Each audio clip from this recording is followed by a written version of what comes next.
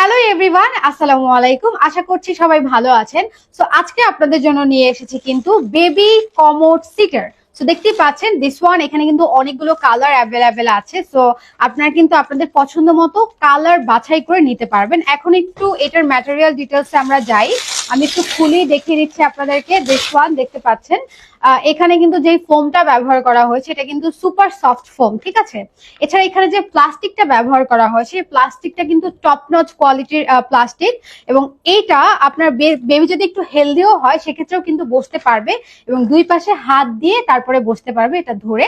আমি আপনাদেরকে লাইভ দেখিয়ে দিব কিভাবে এটা সেট করতে হয়। অনেকেই হয়তো সেট করা সম্পর্কে জানেন না বা আপনাদের আইডিয়া নেই, সো এই জন্য আজকে আমি আপনাদেরকে লাইভ সেটা দেখিয়ে দিব।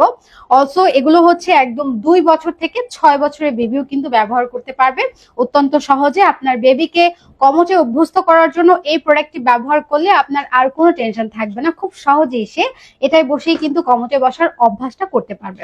সো লেটস সি, এখন আমরা দেখবো হচ্ছে কিভাবে এটা আপনারা কমোডের উপরে সেট করে তারপরে হচ্ছে বেবিকে বসাতে পারেন খুব সহজেই, যাতে করে বেবি পড়ে না যায়। সো এই যে প্রোডাক্টটা দেখতে পাচ্ছেন, এখন আমি এটা সেট করে একটু দেখিয়ে দিচ্ছি।